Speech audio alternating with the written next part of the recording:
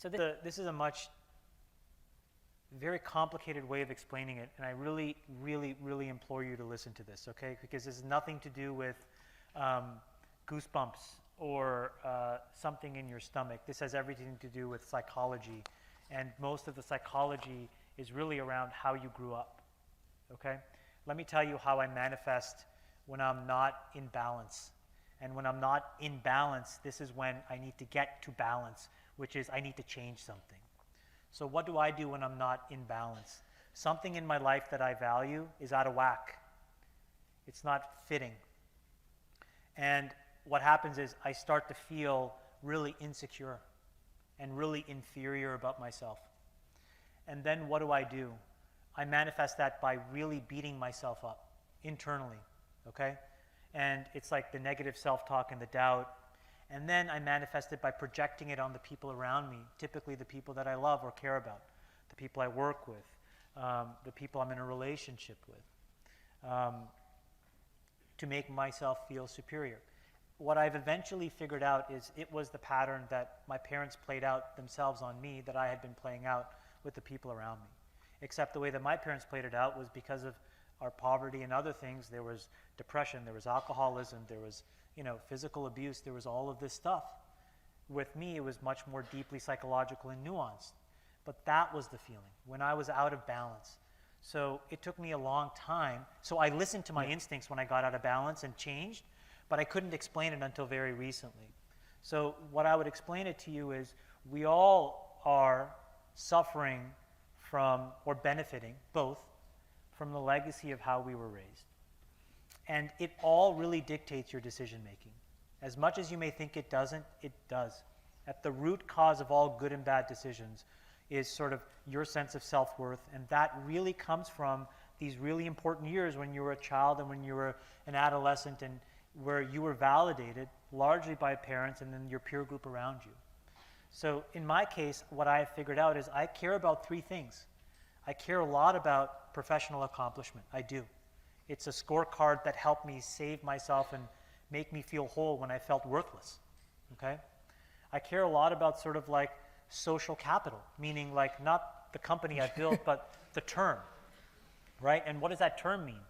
It's a sense of affiliation and belonging to the people around you, right? That the ability to influence and guide and shepherd and be guided and shepherded. And then I care a lot about having a few really deep, profound emotional relationships in my life. I care about that.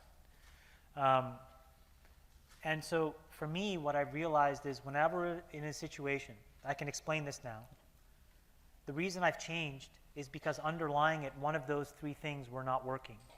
And they were not working to such a degree that I was feeling so out of balance that I was basically being, in some way, shape, or form, projecting onto the people around me, and it was really affecting my happiness, and in turn, their happiness.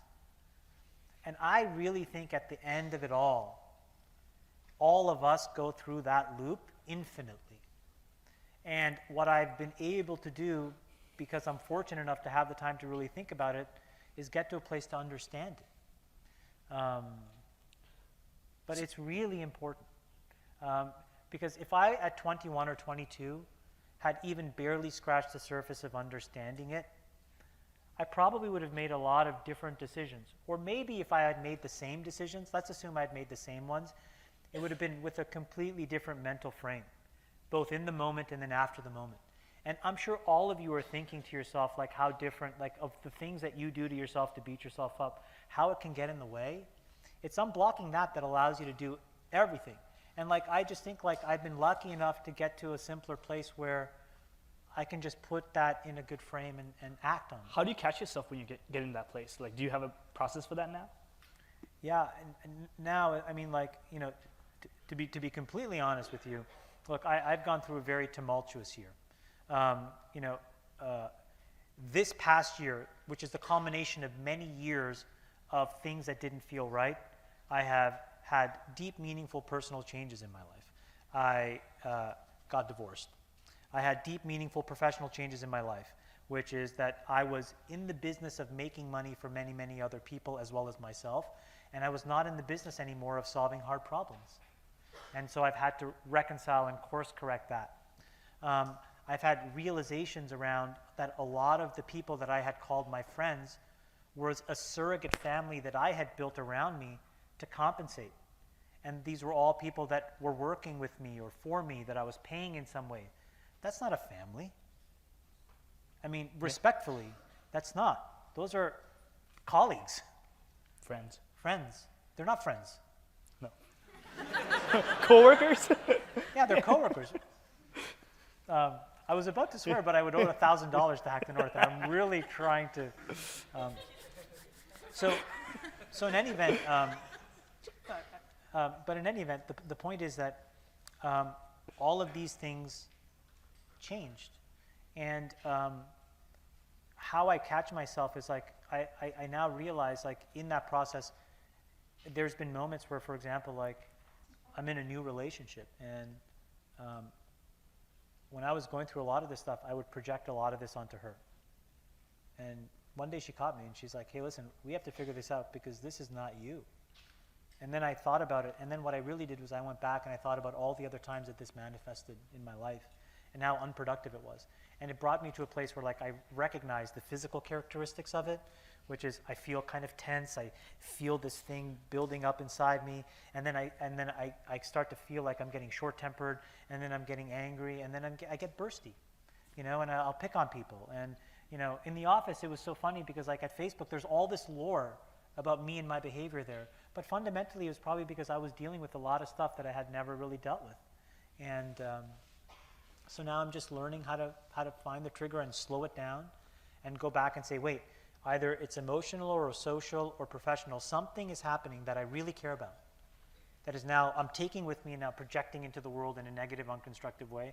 I got to go figure it out. By the way, this is probably not the conversation you thought you'd have. But let me tell you something, okay? I have literally been checking every box that you have been told to check your whole life. And what I'm telling you is, at the age of 42, what I've gotten to is a realization that this is the most important thing.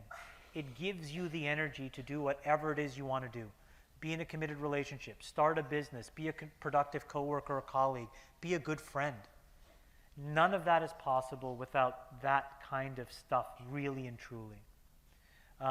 And so I'm just giving you that advice because, you know, look, you're about to start a hackathon. It's fun. Maybe there'll be some great things that come out of it. You'll build some great relationships and friendships. Maybe you get motivated to go and do something in the world. That's amazing. But also take away that this idea, which is that, like, there is work that you can do on yourself that puts you in a position to be excellent. And it is thankless work because nobody sees it. Nobody values it. Everybody derides it if you talk about it.